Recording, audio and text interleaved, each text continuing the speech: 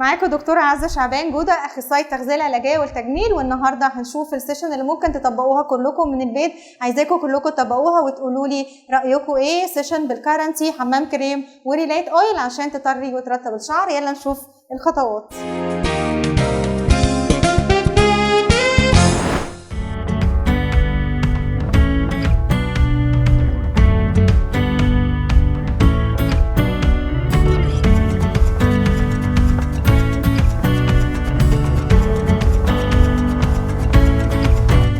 بس هنحضر لكم الجلسه بتاعتنا. هنبدا بالكرنتي حمام كريم. اخترنا الكرنتي ليه؟ لان من الحاجات اللي مميزه للكرنتي انه في حاجه اسمها المارو اكستراكت. المارو اكستراكت ده اللي هو النخاع، في الارجان اويل والايمو اويل وفي الشيا باتر، في حاجات كتير جدا مرممه ومغذيه للشعر. هنحط كميه كبيره عشان احنا هنعمل النهارده 2 سيشن، فعشان يكفي معانا ال2 سيشنز. اللي بيميز الكرنتي كحمام كريم عن اي حمام كريم تاني انه فيه المارو اكستراكت او النخاع، ده بيغذي الشعر، بيطريه، بيرطبه. كمان فيه الارجان والايمو اويل والشيا باتر، ودي مجموعه من المرممات والمغذيات القويه جدا اللي بنستخدمها في جلسه الترميم اللي احنا بنعملها في العياده. في حاجه اسمها الكابلكتين، ودي حاجه من الحاجات اللي بتطلع لي شعر جديد. في الاناجين، والاناجين من الحاجات اللي بتحفز نمو الشعر وبتسرع السايكل بتاعه الشعر، فبتخلي الشعر يتولي اسرع. يعني احنا معانا دلوقتي في الكرنتي حاجه تري وترطب وتطول وتطلع لي شعر جديد. الحاجه الثانيه اللي هنستخدمها معانا وهي الريليت اويل. الريليت اويل فيها مجموعه من الزيوت المغذيه جدا للشعر، فيها الاوليف اويل وفيها السنيك اويل اللي هو زيت الحيه وزيت الزيتون، فيها الالموند اويل زيت اللوز، فيها كمان الارجان اويل وفيها الالوفيرا، وكمان فيها كافيين 2%. مهمه الكافيين هنا مش ان هو يوقف لي التساقط بس، لا كمان هيحفز لي شغل الزيوت اللي في الشعر، فهيزود الامتصاص الجلسه اللي هعملها النهارده. هنحط كميه برده مناسبه من الريليت اويل. هنزود على السيشن بتاعنا النهارده حاجات من البيت.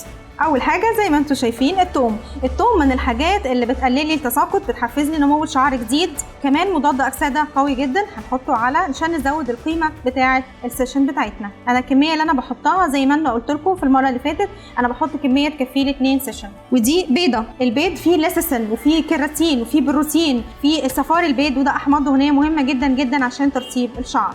اخر حاجه معانا وهي قهوه. القهوه هنا عشان كذا حاجه، عشان تسرع لي الامتصاص بتاع الجلسه، عشان تحفز لي نمو الشعر، وكمان عشان ريحه البيض الحقيقه. ودلوقتي بنخلطهم،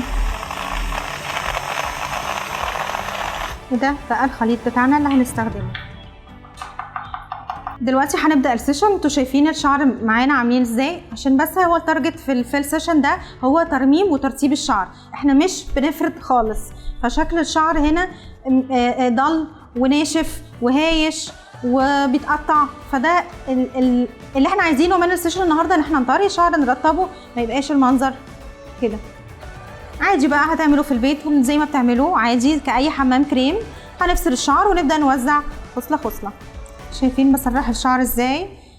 رجعوا لفيديو روتين الشعر هتشوفوا طريقه التسريح والتنشيف، وهنبدا نوزع.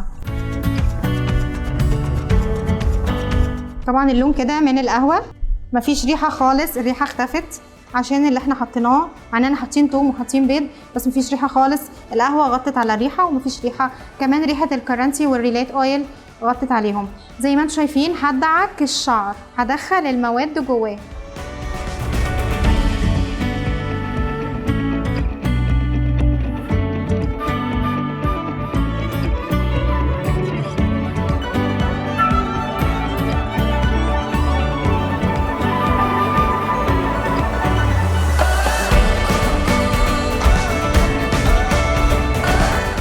الأطراف مهمة جدا. بدعك.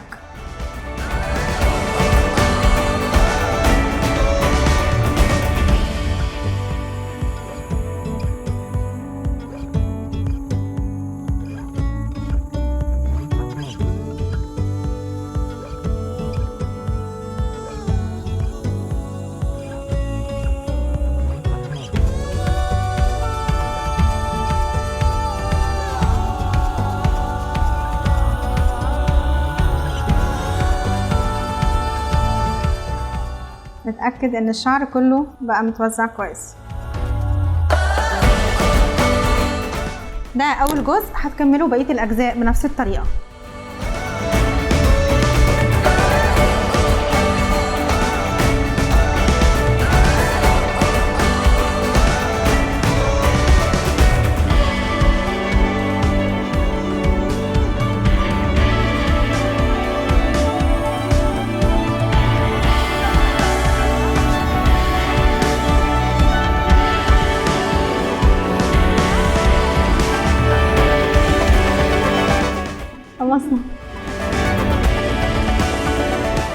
دلوقتي احنا خلصنا 2 سيشنز لفريدة والكادي، هنسيبه لمدة ساعة وبعدين نشطفه. في المرحلة دي ممكن نلفه كمان دوامة هيدينا فرد احسن، يبقى لما يتفرد هيلبسهم عشان صغيرين مش هيتحملوها دلوقتي. الوصفات اللي فيها بيض ما بنستخدمش فيها البرو كاب، ولما بنيجي نغسل الشعر لازم نغسله بميه ساقعه الاول عشان البيض ينزل.